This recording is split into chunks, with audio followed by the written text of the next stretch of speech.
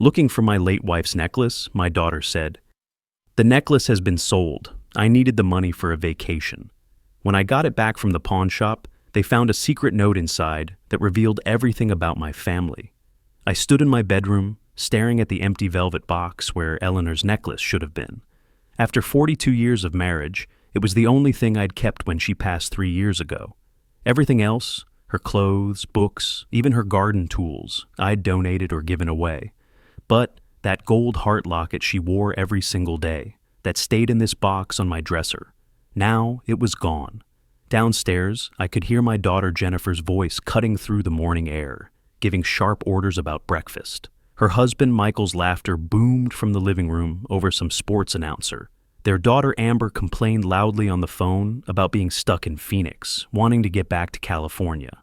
They'd moved into my house 3 years ago after Eleanor died, supposedly temporarily while they found their own place. That was 3 years ago. 3 years of treating my home like their personal hotel while contributing absolutely nothing to expenses. I walked downstairs, stepping over Amber's shopping bags scattered near the stairs, navigating around the coffee table they'd shoved out of place. Jennifer stood at the kitchen counter chopping vegetables with aggressive precision, phone pressed to her ear. "Jennifer," I said, "have you seen Eleanor's necklace? It's missing from my room." She didn't look up. "Check your room again. You probably forgot where you put it." The knife kept hitting the cutting board with violent little thunks. "I did check my room. I've checked everywhere. The necklace is gone." She sighed with that particular exhale she'd perfected since moving in, the one that said I was an inconvenience she'd graciously agreed to shoulder. "Dad, no one wants your old stuff. You should have been more careful with it." Something in my chest went cold. Not hot anger, cold, like the temperature dropping before a storm. "Jennifer, please. I need to know what happened to it. It was your mother's." She finally stopped chopping, set down the knife, and turned to face me. Her eyes held no warmth at all. "Fine," she said. "I sold it. Desert Gold Pawn Shop over on Thomas Road." The words didn't make sense at first. My daughter had sold Eleanor's necklace. "You what?" "We needed $800 for Hawaii. You said no when I asked, so I found another way." Her voice held no apology, no recognition that she'd done anything wrong. From the living room, Michael's voice drifted over, lazy and satisfied. "It was just sitting there, Wilbur. Eleanor's gone. Dead people don't need jewelry." He didn't even sit up to say it, kept his eyes on the television while he scratched his stomach and reached for another handful of chips. On the stairs, Amber laughed, that bright, empty sound of someone who finds genuine pain hilarious. "Grandpa, you're being dramatic. It's just a necklace. Mom got us an awesome vacation." I looked at these 3 people in my kitchen, my daughter, her husband, her daughter, and they stared back with the collective expression of people waiting for an inconvenience to remove itself. But what they didn't understand was that they'd just dismissed a man who'd spent 35 years as a senior structural engineer at Hartwell & Associates, designing load-bearing systems for high-rise buildings across the Southwest. I'd learned to think systematically, to identify stress points, to calculate exactly how much pressure any structure could bear before it collapsed. And I'd been calculating the pressure points in this relationship for 3 years. I walked to my bedroom, closed the door, and sat on the edge of the bed. The empty velvet box sat on the dresser where I'd left it. I picked it up, opened it, closed it, feeling something shift in my chest. Not breaking I'd broken when Eleanor died. This was different. This was a hardening, a clarity I hadn't possessed an hour ago. My hands had stopped shaking. That surprised me more than anything. I reached for my phone and opened the browser. Pawn Shops, Phoenix. Time to put my analytical skills to work.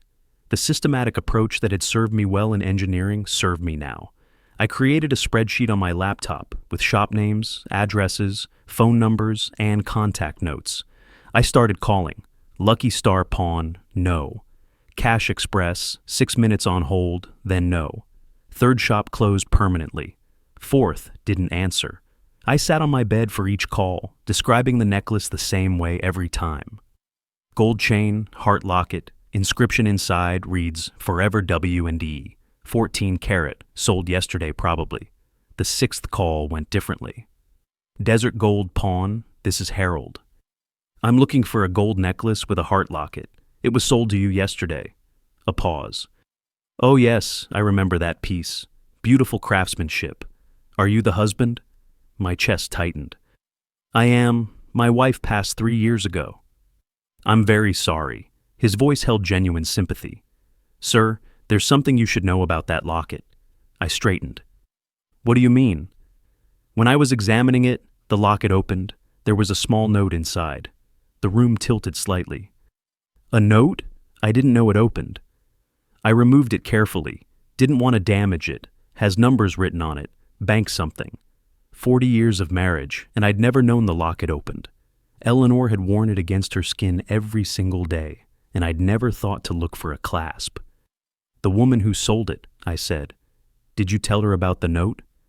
She was already gone. Honestly, I'm not sure she knew the locket opened either. She seemed in a hurry. Of course she had. Jennifer racing to convert my wife's jewelry into vacation money. I need to buy it back. How much? I gave her $800. Fair value is closer to $1,200. It's 14-karat gold, and the craftsmanship is exceptional. I'll pay the $1,200. Can I get it today? Come by any time before 6. I'll hold it for you. And sir, he paused, I won't resell this to anyone else. It's yours. I thanked him, got the address, and sat for a moment looking at the phone in my hand. Eleanor had hidden something in that locket, a note with bank information. After 42 years of what I thought was complete transparency, my wife had kept secrets. The drive to Desert Gold Pawn took 30 minutes through familiar Phoenix streets that felt strange now, charged with purpose. Inside, the shop smelled like old leather and metal polish. Harold Brennan, a small man in his 50s with neatly trimmed gray hair, greeted me professionally. Mr. Davis, let me get your necklace. He returned carrying a small bundle wrapped in soft cloth, unfolded it carefully on the counter. There it was, Eleanor's necklace, the gold catching the fluorescent light exactly as I remembered it against her collarbone every morning for 4 decades. The young woman who sold it, Harold said quietly. Early 40s, seemed in a hurry. I gave her $800 because that's fair for the weight, but I knew immediately it was worth more. He paused. She your daughter?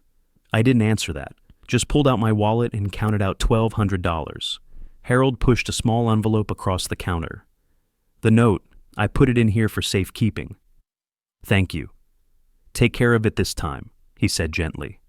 I drove 3 blocks before I had to pull over. My hands were shaking again, not from panic this time, but from emotion flooding back now that the task was complete. I parked in a shopping center lot and examined the necklace in the afternoon sunlight streaming through the windshield. There, so tiny I'd never noticed it before, a small indentation on the side of the heart. I pressed it with my thumbnail. The locket sprang open. Inside, rolled impossibly tight, was a piece of paper no bigger than my pinky nail. I extracted it carefully with my fingernails, unrolled it against my thigh. Eleanor's handwriting, microscopic but unmistakable. Bank of Arizona, box 4782. I sat in my truck staring at those words until the sun shifted and the glare became too much. Eleanor had a safety deposit box, and she'd never told me. The next morning, I drove downtown to Bank of Arizona's main branch on Washington Street. 10 stories of glass and steel, intimidating in its corporate authority. The marble lobby echoed with quiet conversations and clicking heels. At the information desk, a young woman named Lisa examined my driver's license and Eleanor's death certificate. I'd brought it on instinct. You're listed as surviving spouse, she confirmed, typing into her computer. The box was last opened in 2019, no activity since. 2019. Eleanor had been diagnosed in early 2022. She'd set this up 3 years before she got sick, before either of us knew what was coming. Lisa led me through a heavy door into the vault room, walls of metal drawers, each with 2 keyholes. She used her key and the box number to slide out a long metal container, heavier than I expected, and guided me to a small windowless room with a table and chair. I'll be outside when you're finished, she said quietly, closing the door. I sat alone with the metal box, unable to make myself open it immediately. My engineering training kicked in, assessed the situation, gathered data, analyzed the implications. Eleanor had come to this same room 6 years ago, put something inside this box, locked it away without telling me. Finally, I lifted the lid. Stacks of cash, $100 bills in labeled envelopes, organized with rubber bands. I counted quickly, 20,000 at least, maybe more, and underneath it all, a sealed envelope with my name in Eleanor's careful handwriting. Wilbur. I picked up the letter, held it against my chest with my eyes closed. She'd known. Somehow, she'd known I'd need this. My fingers broke the seal carefully. 2 pages covered in Eleanor's neat, measured script, the same handwriting I'd seen on grocery lists and birthday cards for 42 years. My dearest Wilbur, if you're reading this, I'm gone and you found what I've hidden. I saved this money over 30 years, small amounts from each paycheck you never noticed. Don't be angry with me for the secrecy. I did it because I love you and I know what's coming. I read faster, my hand trembling against the table's edge. Jennifer has always been difficult. Remember when she was 25 and asked us to pay for her wedding, then didn't invite your brother because he couldn't give an expensive gift? I saw her true nature then, the way she treats people as transactions, the way nothing is ever enough. I did remember. Eleanor had been upset for weeks, but I'd dismissed it as normal wedding stress. After I'm gone, she'll see you as nothing more than a resource to drain. Michael will encourage it. He's always been a user. You know that, even if you won't say it, and Amber learns from her parents. I'm sorry to write these things, but you need to hear them. My jaw clenched. Eleanor had tried to warn me subtly over the years, with little comments I'd brushed aside as over-criticism. These savings are for you, my dear. $27,000 to protect yourself when you finally see what I saw. Don't let them turn you into a victim. You're stronger than you know. Be strong, live for yourself. The house, the money, everything, it's yours. You worked for it. Don't let them take it out of guilt or obligation. $27,000 plus what was in the box. I counted more carefully. $23,400 in cash. Eleanor had saved over $50,000 without me knowing. The final paragraph. I wish I could be there to protect you, but I trust you'll know what to do when the time comes. You've always been thoughtful, methodical, careful. Use those strengths now. Don't be pushed around. And know that I love you more than anything in this world. Forever yours, Eleanor. I sat in that small room, rereading certain passages. Every word felt like validation I hadn't known I desperately needed. Eleanor had seen everything, understood everything, and prepared for this moment. I folded the letter precisely, placed it in my jacket pocket over my heart. The cash stayed in the box, too much to carry safely, and I wasn't sure yet what I'd do with it. Walking out through the marble lobby, I felt Eleanor's presence guiding me. At the red light on Central Avenue, I pressed my palm against the letter in my pocket and made a decision. When I pulled into my driveway, the house looked different. Through the front window, I could see Jennifer on the couch, feet tucked under her, phone pressed to her ear, laughing at something. Michael sprawled in my recliner, Eleanor's 30th anniversary gift to me, the brown leather worn to the shape of my body. Amber sat at the kitchen table with bottles of nail polish scattered everywhere, painting her nails bright pink. My house, my space, occupied like conquered territory. I walked inside. Nobody looked up. Jennifer noticed the necklace first. The chain was visible at my collar, where I'd tucked it inside my shirt. Her eyes fixed on it, and her expression hardened. Is that Mom's necklace? You got it back. I touched it protectively. Yes. She stood, phone lowered. Hand it over, we sold it. That makes it ours now. You can't just take it back. I bought it back, paid $1,200. Her face flushed. With whose money? You're living on a fixed income. That's our inheritance you're wasting. Our inheritance, as if I were already dead. Michael pushed himself up from the recliner, moved closer. Jennifer's right. You're spending money that should go to family. It was my wife's necklace. Your dead wife, he said casually, like commenting on the weather. You've got to move on, Wilbur. Face reality. Reality? Yeah, you're old. This house is too big for you anyway. Sign it over now. Save everyone the trouble later. I looked at him, really looked, and saw the calculation in his eyes, the barely concealed eagerness. He wasn't even pretending anymore. From the table, Amber chimed in without looking up from her nails. Grandpa, you're being selfish. Mom and Dad need security. That's what family does. We take care of each other. Is that what this is? I asked quietly. Care? Nobody answered that. I walked to my bedroom and closed the door. The soft click felt final somehow. I sat on the bed, took out Eleanor's letter, reread the final paragraph. Be strong, live for yourself. At my desk, the one Eleanor had bought at an estate sale years ago, I pulled out a yellow legal pad and pen. At the top of the first page, I wrote March 17th, actions taken. Below it, I began a list. First item. 1. Document everything. My engineering training had taught me to approach problems systematically. Identify the issue, gather data, develop solutions, execute methodically. For the next 2 weeks, I became meticulous about documentation. I woke before dawn each day while my family slept off their late nights of television and complaining. Moving through the hallway like a ghost, I photographed everything. Michael's belongings spread everywhere. Work boots by the door, though he didn't work. Jacket thrown over the couch arm, chip bags and beer cans on my coffee table that they'd shoved 3 feet from where it belonged. In the bathroom, Amber's makeup covered every inch of counter space. Foundation bottles, lipsticks, eyeshadow palettes, brushes standing in cups. The guest room Eleanor had used for her crafts now served as Jennifer's overflow closet. Racks of clothes, shoes lined against the walls. I photographed it all, then transferred the images to my laptop, creating folders organized by date and category. Everything documented, undeniable. I went through my filing cabinet, pulling documents I'd kept organized for years. The house deed, purchased 1995, paid off 2018, my name alone. Property tax records, all current, all paid by me. Utility bills going back 3 years, everyone showing zero contribution from Jennifer's family. But the most damaging evidence came when I researched Arizona recording laws. Single-party consent, my house, my right to secure it. I ordered a camera system online that disguised itself as a smoke detector. The installation took an hour. I watched a tutorial twice, then carefully replaced the old smoke detector in the living room corner.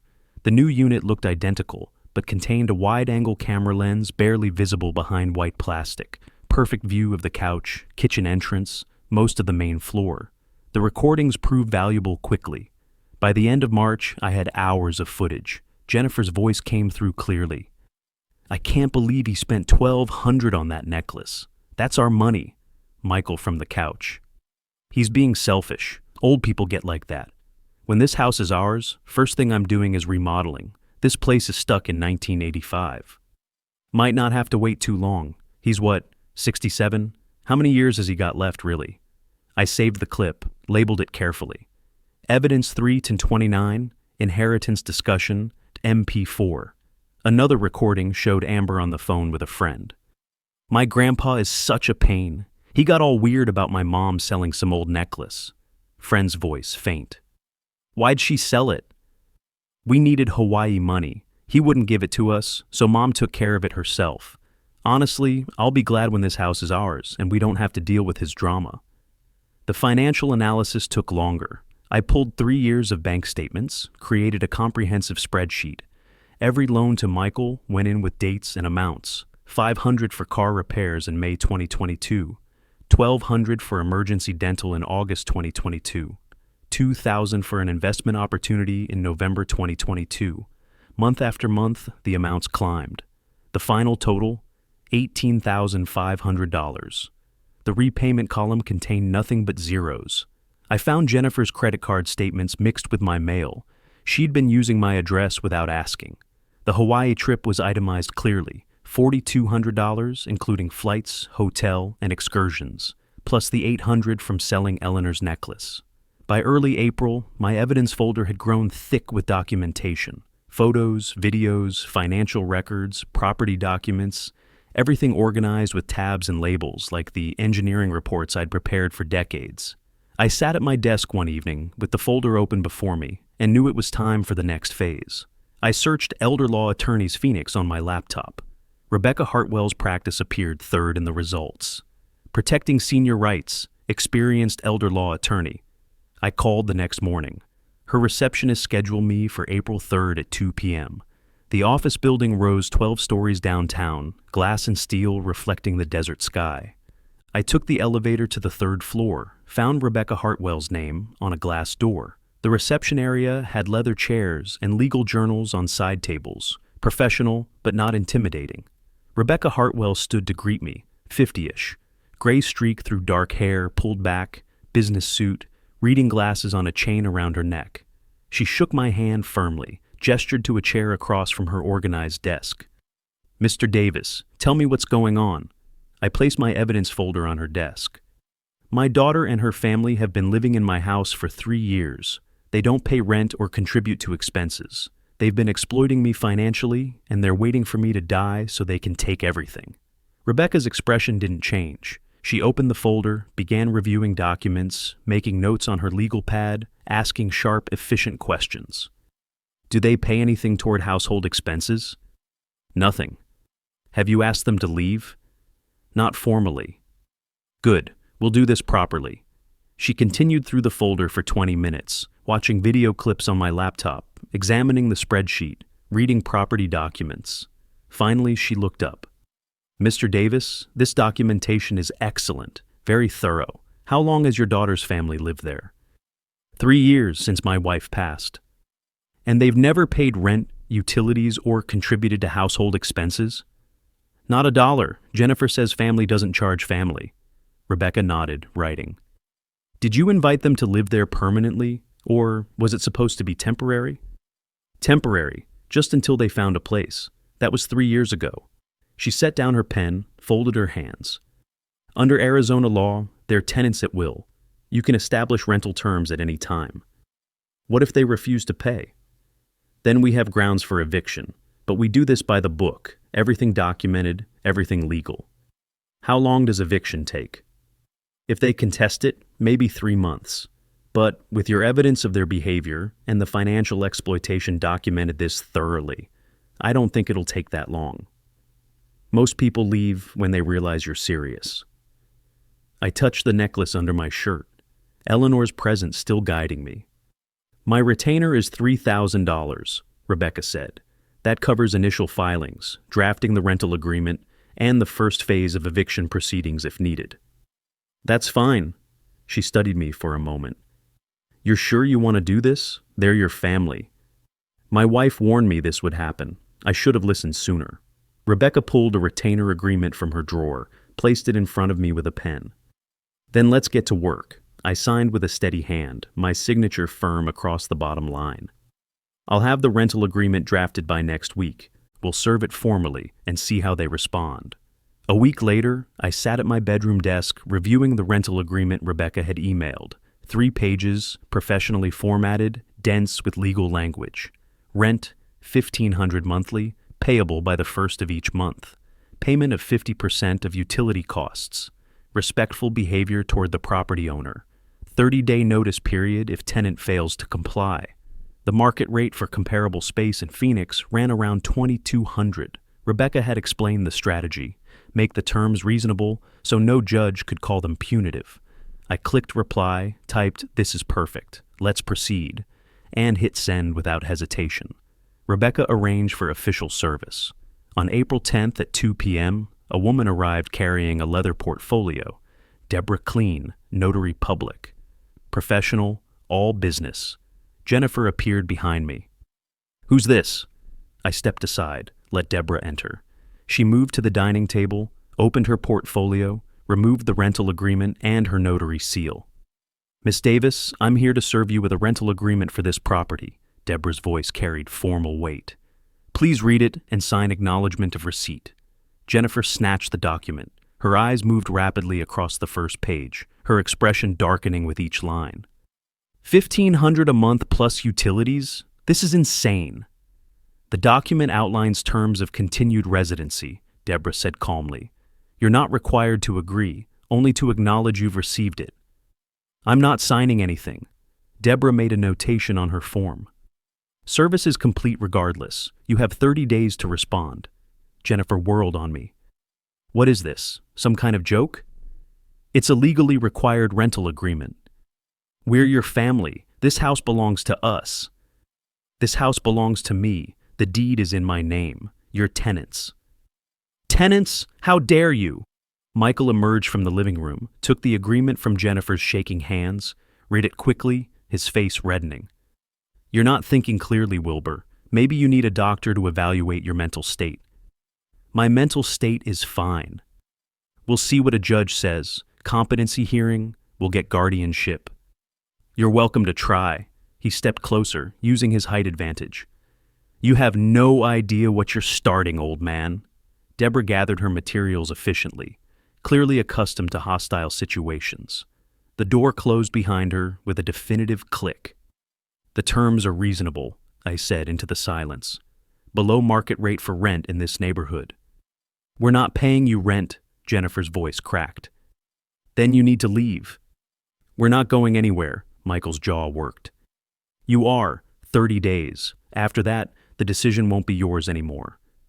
Over the following days, they launched their counterattack.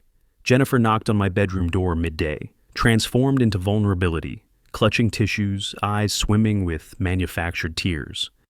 Dad, please, I'm not sleeping. I'm developing chest pains. The stress is killing me.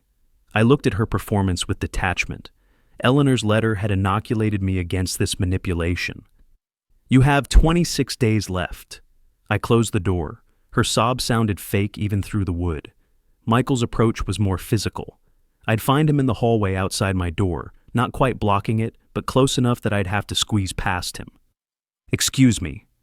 We need to talk about this rental nonsense. Move, please. He'd shift slightly, not enough to create comfortable passage. What if I don't? I'll call the police. For what? I'm standing in a hallway.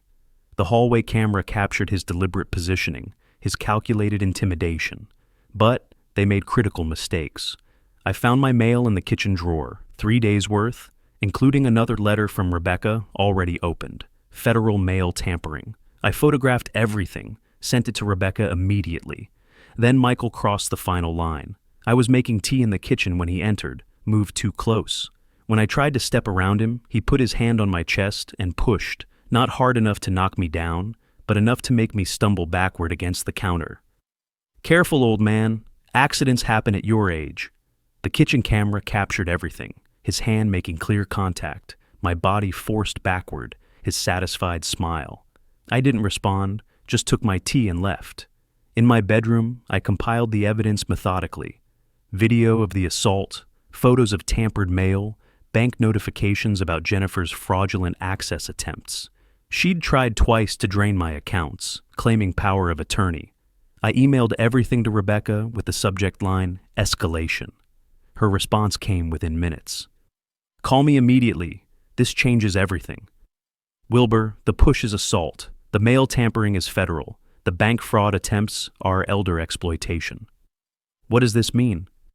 It means we're not waiting 30 days. I'm filing for emergency eviction based on domestic violence and financial abuse. How fast? Court hearing within 2 weeks. Bring all your evidence. They're going to regret escalating this. The emergency hearing arrived faster than expected. I sat in Judge Margaret Stone's courtroom, watching her review documents at her bench. Rebecca sat beside me with 2 accordion folders full of evidence. Across the aisle, Jennifer huddled with her attorney, Robert Carlson, and Michael, all 3 avoiding my gaze. Judge Stone looked up, steel gray hair framing sharp eyes that had clearly seen through countless family disputes. I've reviewed the evidence submitted by Ms. Hartwell. The videos are particularly disturbing. Carlson stood. Your Honor, this is a family dispute. Emotions are running high. Mr. Carlson, assault is assault regardless of family relationship, and the mail tampering is a federal offense. The judge's voice cut through his excuse. I'm issuing a temporary restraining order. Mr. Thompson will maintain a distance of at least 10 feet from Mr. Davis at all times within the shared residence. Any violation will result in immediate arrest. Michael nodded reluctantly, jaw tight. The full eviction hearing is scheduled for July the 2nd. Mr. Davis is within his rights to establish rental terms or request vacation of his property. Rebecca leaned close as we stood. 2 months, but we're winning. They returned home that afternoon, defeated but not broken. The restraining order changed nothing fundamental. They refused to pay rent, ignored every communication from Rebecca. They were squatting in my house, betting I'd give up. But I had one more strategic move they never saw coming. Mid-May, I called Rebecca with a decision that surprised even her. I want to sell the house. Silence then. Wilbur, that's radical, but strategically brilliant. Remove the asset they're fighting over entirely. Exactly. She recommended David Fletcher, a real estate agent who handled difficult situations professionally. He arrived May 20th, carrying a leather portfolio and digital camera. Mr. Davis, let's see what we're working with. I walked him through the house while he photographed each room and measured with a laser device. Jennifer watched from the hallway, suspicious but not yet understanding. In the backyard, Jennifer stormed out. "Who are you? What are you doing?" David remained professional. "I'm a licensed real estate agent conducting a property assessment." She turned to me, face draining of color. "Dad, what's going on?" "I'm selling the house." "No, you can't. This house is ours. I grew up here." "It's my house. My name on the deed. My decision." The next day, David called with his assessment. "The property is in good condition. Some cosmetic updates would help, but it's marketable as is. I'd list it $385,000. "How fast can we move?" "List it tomorrow. With the Phoenix market, you'll have offers by the weekend." David returned with a company truck and assistant, installed a large red and white sign in the front yard. "For sale," in bold letters, David's photo and phone number below. Jennifer watched from the living room window, face twisted with rage and disbelief. The first showing happened 3 days later. A young couple, Emma and James Brennan, walked through awkwardly while Jennifer's family glared at them from their claimed positions throughout my house. Despite the hostility, they were interested. David called that evening. "They're making an offer, $383,000, $2,000 under asking, but they're pre-approved and want a fast close." "Accept it." "You're sure? You don't want to counter for full asking price?" "Speed matters more than $2,000. Accept it."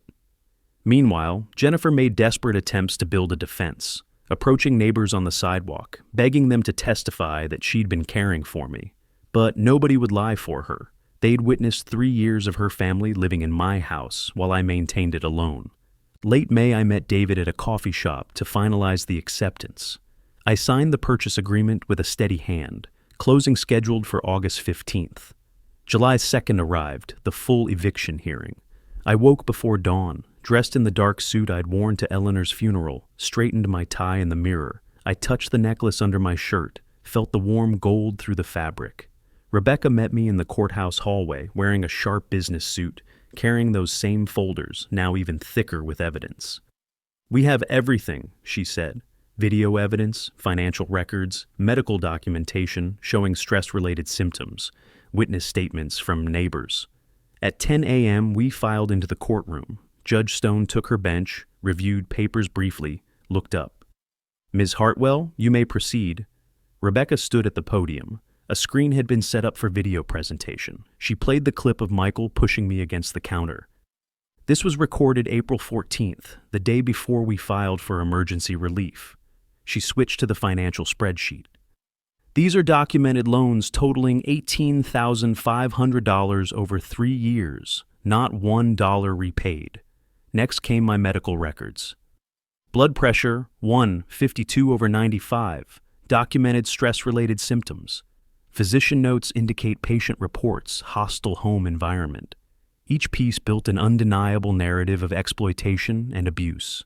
When Rebecca finished, Carlson stood attempting to humanize Jennifer. "Your Honor, my client has been living in her childhood home. There was an understanding," Judge Stone interrupted. "Was there a written agreement establishing this understanding?" "No, but..." Mr. Davis attempted to do exactly that with the rental agreement. Your client refused. She gestured for him to sit. "I've heard enough." The courtroom went still. "I've reviewed all submitted evidence. Financial exploitation is clear and documented. The video evidence shows a pattern of intimidation and harassment." Judge Stone looked directly at Jennifer. "Miss Davis, you were given reasonable rental terms. You refused. You were given multiple opportunities to vacate voluntarily. You refused." Jennifer's hands gripped the table edge. "I'm granting the eviction. You have 30 days until August 1st. If you're not out by then, the sheriff will execute the order." Jennifer started crying. Michael stared straight ahead, stunned. Amber reached for her phone before the bailiff cleared his throat meaningfully. Outside the courtroom, Jennifer approached me in the hallway, face blotchy with smeared mascara. "Dad, Please don't do this. We'll change. We'll pay the rent. It's too late for that. Where are we supposed to go? That's not my problem anymore. How can you be so cold? We're your family. I looked at her, really looked, seeing Eleanor's features in her face, but none of Eleanor's warmth. You had 3 years after your mother died to act like family. You chose to act like parasites instead. July 31st, one day before the deadline, a rental truck appeared in my driveway. I stayed in my bedroom, door closed, listening to the sounds of departure, furniture scraping across floors, boxes falling, Jennifer's voice giving sharp orders while Amber complained about heavy lifting. A final knock on my door. Jennifer stood there exhausted, defeated, covered in sweat and dust. Are you happy now? You got what you wanted. I didn't want this. You forced it. I'll never forgive you. I don't need your forgiveness. I have Eleanor's approval. That's enough. Her face hardened. I hope you're satisfied. I'm not satisfied, but I'm free. Minutes later, the truck's engine roared to life. I watched from my window as it pulled out of my driveway, taking my daughter away perhaps for the last time. The house felt different immediately, lighter, like pressure had been released. I walked through the empty rooms, every footstep echoing. Deep scratches scored the hardwood where furniture had been dragged. A fist-sized hole punched in the master bedroom wall, Michael's final act of rage. Kitchen counter stained, cabinet door hanging crooked. I photographed everything one last time, final proof of who they really were. August 15th, closing day. I met Emma and James Brennan at the title company, signed page after page transferring ownership. Emma slid an envelope across the table. We wrote you a letter for later. The title officer passed the house keys to the Brennans. Emma's eyes were bright. Thank you for trusting us with your home. Make it yours now. That's what it needs. I walked out carrying only a box of photos and Eleanor's necklace, drove directly to my new apartment in Scottsdale, a 55-plus community I'd purchased with Eleanor's hidden savings and proceeds from the house sale. Cash purchase, no mortgage. $195,000 for complete freedom. That evening, I sat in my quiet space reading Emma's letter. We want you to know we understand the sacrifice you made. We'll fill it with love and laughter. You gave us more than a house. You gave us a future. I folded it carefully, placed it in my desk drawer beside Eleanor's letter. 2 messages of hope from different sources. Jennifer tried calling repeatedly. I watched her name appear on my screen, let it go to voicemail. Michael texted from a different number. You owe us. We're family. Block. Amber tried next. Grandpa, please answer. Block. I changed my number, gave it only to my doctor and the complex security office. 3 months later, I stood in my apartment workshop, the second bedroom I'd converted, working on an oak shadow box with dovetail joints. When finished, I mounted Eleanor's necklace inside, hung it on my living room wall in a place of honor. The gold caught the lamplight, glowing softly. I walked to my window, looked out at the Scottsdale mountains darkening against the orange sky. My phone sat silent on the counter, my number, my contacts, my control. For the first time in years, the silence felt like freedom rather than loneliness. Eleanor's letter had saved me, given me permission to choose myself over obligation. I touched my shirt where the necklace used to rest. It was on the wall now, visible and honored, but no longer armor. I didn't need armor anymore. I was free, exactly as Eleanor had wanted, exactly as I deserved to be.